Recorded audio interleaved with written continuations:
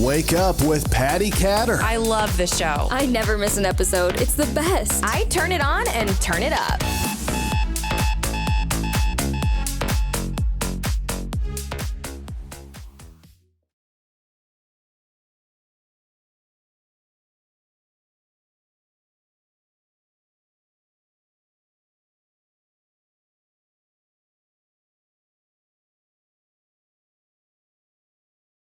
You're listening to and watching Wake Up with Patti Katter, and I am your host, Patti Katter. Today, I have some very special guests on the show. My friend Hank Barbe is on the show, along with Justin Roberts. Hello, how are you guys?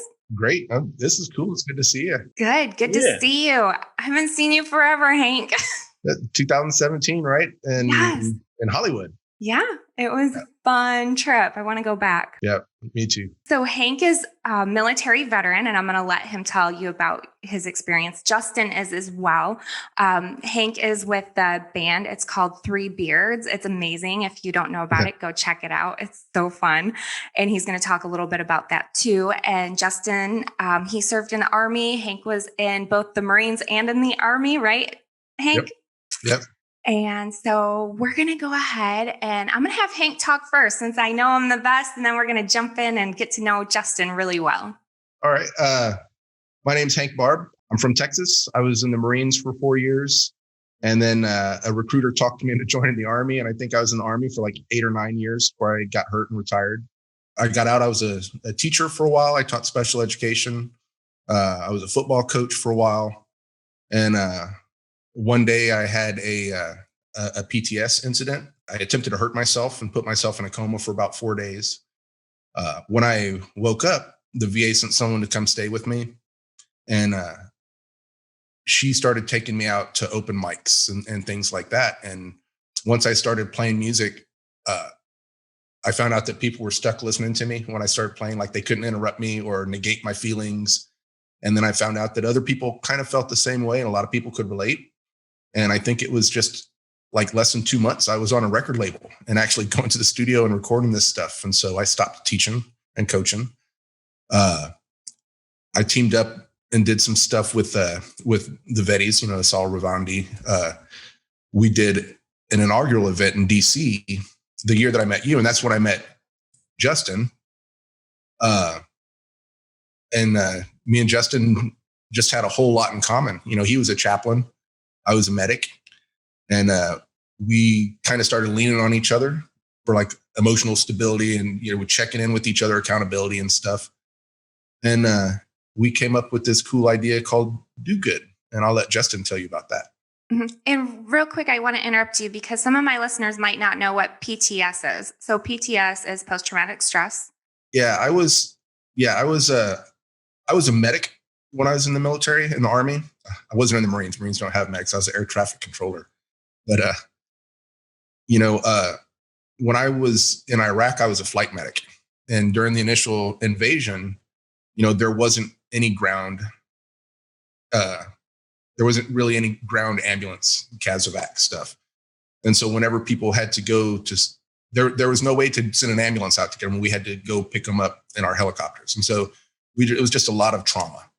And it's hard to shake that stuff when you get back because you don't think that people are actually capable of that sort of thing until you see it. And then it's just like, so yeah, PTS, post-traumatic stress. Thank you for explaining that. And Justin, could you explain how, in your words, a little bit about yourself and how you met Hank? Yeah. So I'm a former Army chaplain. I was in the 101st. And deployed to Kunar province, Afghanistan. Chaplains are not allowed to carry weapons, so I was given permission to carry a camera.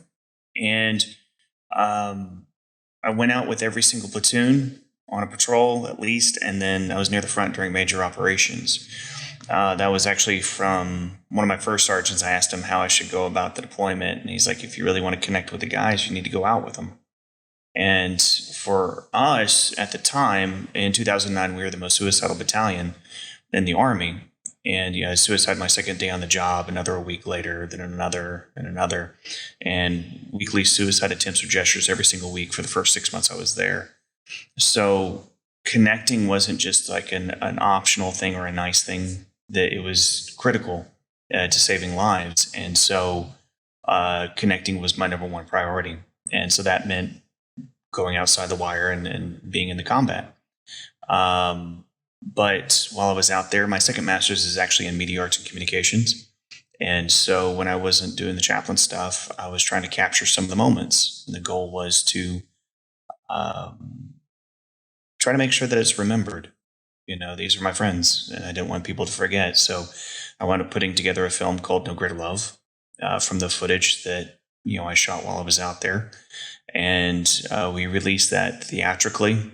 It screened at the White House before Congress, went out to theaters, did a film festival circuit. And then I was asked to go to the Vettys to do the invocation.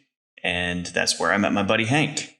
And after hearing his backstory, there was so much stuff that we had in common. We're two guys from Texas. We both were caregivers on the battlefield, taking care of people. And both of us were struggling with PTS. So we set up to do a morning call. I mean, just after we kind of got to know each other, it was easy. It's like, because, we just sit, we chat. How you doing? How are things going? What are you working on? And then after a while, it just shooting the bull. And it's just like, after a while, we were just like, well, we have the best moments in our life was when we were helping people. And that's really how we're built, what we're called to do. But how do we use our current passion and talents to do that? Me with film and him with music.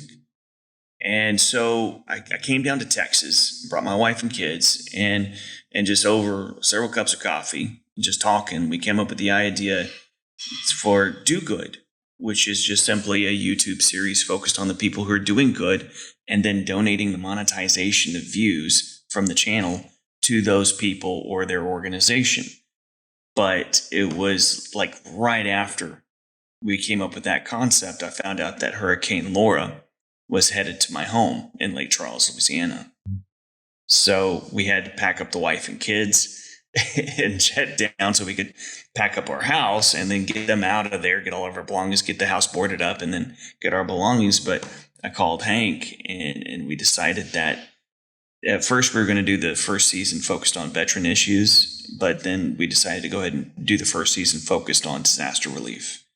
And then he came down here to Louisiana, and we started filming. For 6 weeks.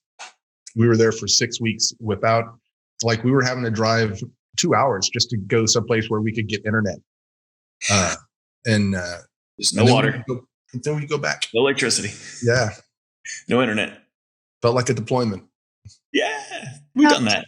I was just thinking that. And it brought up a question in my mind of when you guys were kids, were you finding yourself helping other people when you were younger too? Or what was the pivotal turning point for each of you? I was a rowdy kid. In fact, I can tell you the reason I even joined the military was because I got in a fight in high school. And my dad took me to the recruiter's office in another city and dropped me off and said, you can take him home after he signs up, and left. And that's how I ended up in the Army. And then I got into it and I was like, hey, this is pretty easy. You just do what people tell you to do. You scream when the drill instructor, drill sergeant tells you to scream. And this is easy. Yeah, and you sure have a set of vocal cords to do that screaming. One of the drill instructors told me one time, you're going to give yourself a hernia. And I was like, and I did. It was great. Well, Justin, what about you? I kind of came from a different angle. Like my dad was a drug dealer, and it was kind of like a rough background. So I just went the opposite direction to it and started riding my bike to church when I was 13. And I just kind of went into that route at an early age. So it was working in ministry. And my mom was a nurse though, so I'd do hospital visits and stuff like that at an early age too. So I think so. Mm-hmm. Yeah, definitely. It's really interesting to hear how each person ends up joining the military. It's either kind of like Hank's story or like yours, Justin. Mine was my grandfather served in 3 wars. Wow. World War II, the end of World War II, Korea, and then the beginning of Vietnam. And he was the only like strong male role model I had in my life. Mm. So I knew from an early age I wanted to go in the military. I just didn't know how that would combine with ministry until I heard about the chaplain corps. Then I was like, okay, that's my route. Mm-hmm. Wow. I kind of want to interview each of you separately too on another show. So I'll talk about that after the show. We'll get that rearranged or arranged, I should say. So Hank, what was your hardest trial that you can think of in your entire life? It doesn't have to be, or one of your hardest trials, because I think we all go through these crazy hard trials. But what's one hard thing that you've been through in life, and how did you overcome that trial? Or are you still working on that? I'd have to say when I got divorced, there's it was a big mess. There was it was at the time when the VA was still trying to figure out mental health drugs and things like that. And it was one of those deals that I knew something bad was going to happen. And so I wanted them to be gone from me. You know what I mean? Mm-hmm. But fortunate, and we ended up ending the marriage, and that was when I hurt myself. But that was the hardest thing that I've ever done. And it's harder looking back at it because I know that it wasn't really me. You know what I mean? But I have a great relationship with her. My oldest just graduated from high school. My youngest is awesome. I talk to her. Her family still treats me like I'm part of their family. Like, we have a great relationship, and I think the way that I got over that was just by not staying looking at the bad stuff, plus staying active. Chappie has more faith in me than I have in myself, and I'm really lucky because he keeps me busy and he keeps me motivated. He gives me friendship and a mission again, and that to me, I think, is the biggest thing that helped me, was just finding the right friendship and then the right mission. There's this thing called ikigai. I don't know if you've ever heard of it. It's this Japanese saying, you make a list of all the things that you like to do or love to do. Then you make a list of the things that the world needs, and then things that you can make money doing. And if you find something that's on all three of those, then that's what you're supposed to be doing. And Chappie's kind of led me to that. That's pretty neat. I've never heard of that. But I didn't come up with it. I just try to hang out with people cooler than myself. It raises my cool level. He's pretty cool. You seem pretty cool. I wouldn't tell you I want you back on my show again if you weren't cool. Wait until you get to know me. If you're a friend of Hank, you're definitely a friend of mine. So. I'm kind of like the coffee shop nerd who likes to play chess, and it's just kind of how I roll. But this has been a friendship that has helped both of us, because both of us kind of met each other when we were still like working on some stuff. And for me, whenever I got out, I went through severe depression and I was really struggling. And I was struggling when I was still in the military too, but when I got out, it just got 10 times worse. And that went on for several years, and I didn't really see a road out of it. But whenever we started chatting, things started getting a lot better, because he knows exactly where I'm coming from. There's not much I can say that he hasn't been there, experienced that, knows what it's like, and can relate with it, both, on and off battlefield type stuff. So that immediately it's like a pressure relief valve, just being understood. Yeah. And so just having that morning call, but also having kind of that person that I can say something to and he already gets it, helped me tremendously. And, just doing that consistently, as I've had 100% improvement, just from that. So, yeah. What We've was been doing this call for 2 years? Yeah, I guess so. Yeah. Just about every day. Yeah. What's weird though, as I was thinking about it, is like my grandfather used to go out to this coffee shop, and he was a veteran, and every morning he'd go out to this coffee shop with a bunch of other veterans. and talk. And I just remember like, oh man, they're just telling tall war stories, just an old guy thing. And I didn't quite get it when I was younger, but now I get it. Yeah. They have like the big old billboard caps in a small Texas cafe, just sitting there just talking about stuff. And I was like, they were doing it too. Yeah, we have a group like that, some World War II vets and some other eras of veterans. They meet at our Bob Evans in Florida. Many of the Bob Evans have meetings on Thursday mornings. You just pop in and there's a bunch of veterans having breakfast together. That's awesome. So, Yeah. pretty cool. So Justin, what was one of your hardest trials in life and how have you overcome that? I think it was, when I came out of the military, like there's been several different times in my life that was somewhat of a struggle, but the,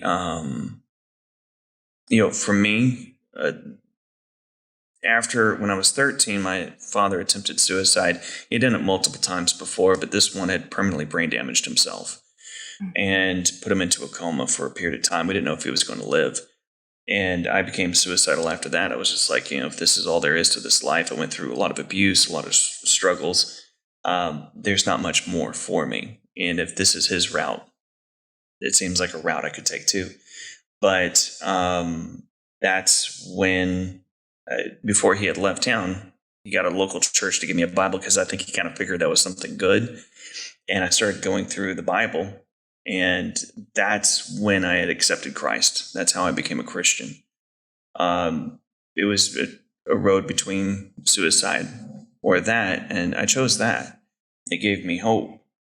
But when I got out of the military, I was struggling and I sank really, really deep, and I didn't know how to get out of that.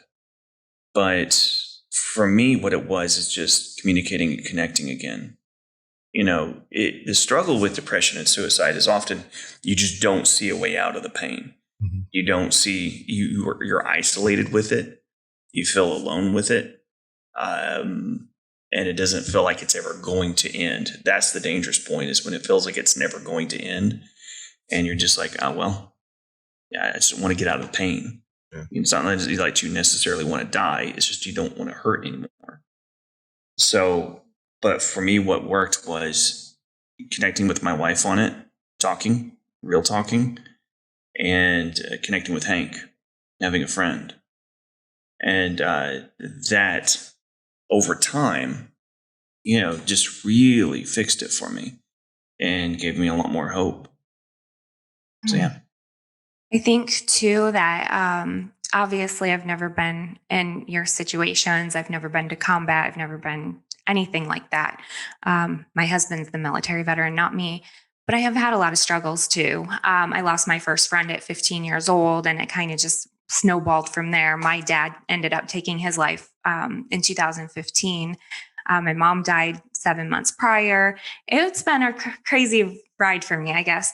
But one of the things that has always helped me is doing good for other people. It always lets you see that you're not alone in this crazy world, and that other people are struggling. And a lot of times, a lot of people have it so much worse.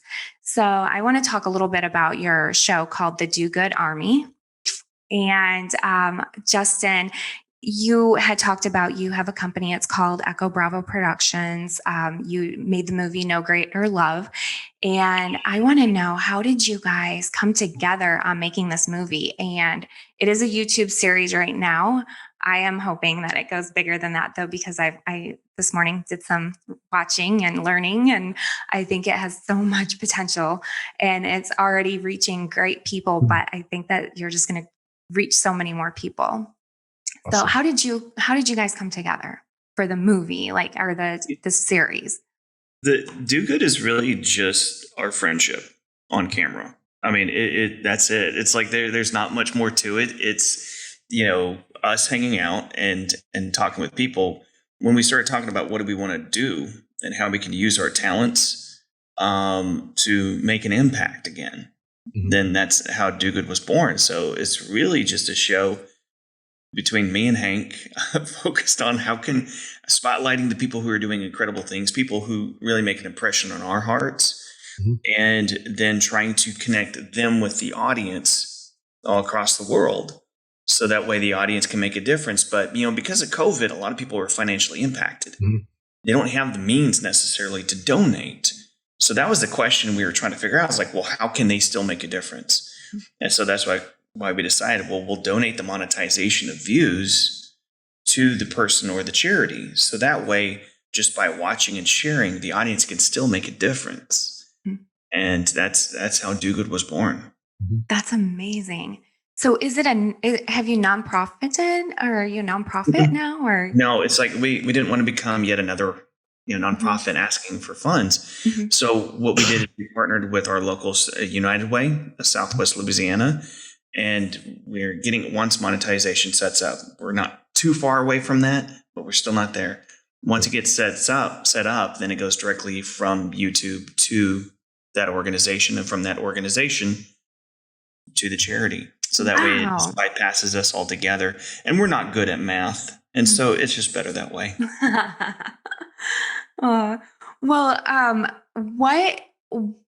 What's next for both of you? Man, I can tell you, we're going to the studio. The band is going back to the studio on the 5th. Things are looking really good. We just got a new manager and getting ready to put out a new record, and still having that be a part of Do Good too. It's basically, me and Justin, we daydream about stuff all day, and every once in a while we're like, hey, we could do that, and so we make it happen. Yeah, it's where I'm continuing to make films. He's continuing to make music, and then we will have 8 more episodes about this disaster, releasing. We've already shot an episode that's going to be into our next season that is going to be focused on military and veteran issues. But our objective is to continue growing the Do Good Army. Everybody is connected in with social media, practically 99% of the population. What we're trying to do is figure out how we can leverage that for social change, to make a difference without requiring a lot of effort or energy on the viewer's part.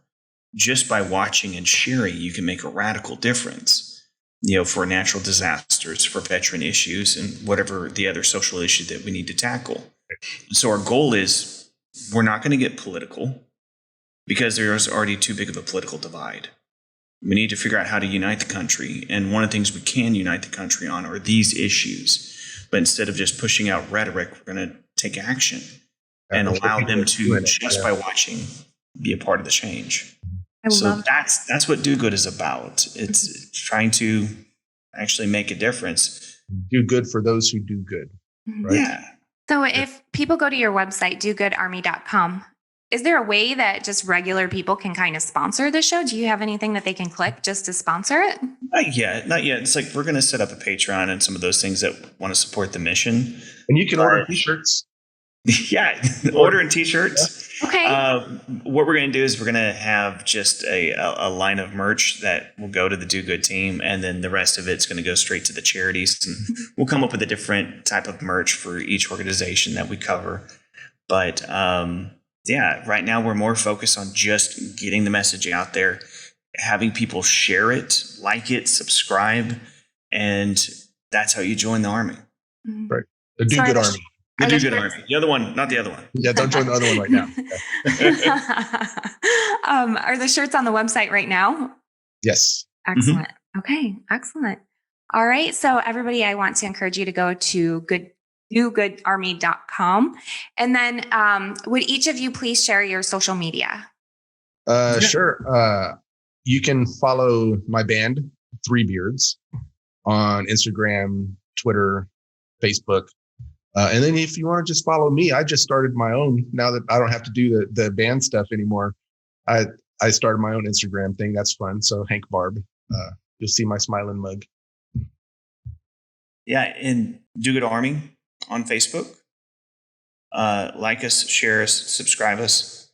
And I think you can also find us on Instagram and all of those other wonderful places. And I think I have a personal Instagram, but I don't know the name of it. It's Justin Roberts. It's got his picture on it. I saw it. I added him the other day. Instagram's my new thing, man. I added him too. I like Instagram also. I like it a lot better than Facebook lately, just personal reasons. But yeah, that's amazing. And anybody who is online looking at the show page, you'll see all of their links in my show notes. Anybody watching, obviously it's on the screen right now. And if anybody wants to be connected with Do Good Army and you're having a hard time for any reason, I don't know, maybe you send the contact form and it doesn't go through, like, don't complain about it. Just get a hold of me and I'll hook you up with these two. Oh, and let me plug one last thing. Is you got to hear Hank's music on Spotify. It's amazing. It's phenomenal. It's going to rock your world and it's going to inspire you. So go check out Three Beards on Spotify. I really love his music. Those of you who know me know that I'm not huge into country, but it's fun. It's kind of country, kind of pop, kind of rock, kind of like just cool, right? Right on. I love it. Oh, man. All right. Well, thank you both for being on the show. And thank you, everybody, for listening. Make sure you tune in every Friday for the newest episode. And I'm going to be talking with Justin and Hank after the show to see if I can interview each of them individually for my month of July Independence series. So thank you all and have an amazing rest of your day.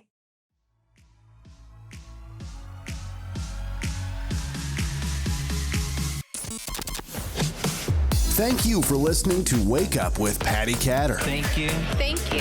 Thank you, thank you, thank you for all you do. Follow Patti at Patti Katter on Facebook and Instagram. Get social. You can now watch Wake Up with Patti Katter on Amazon TV and Roku. It's the only podcast I listen to. Be sure to check out Patti's apparel line, The Patriotic Mermaid, at thepatrioticmermaid.com and on social media at The Patriotic Mermaid. I love it.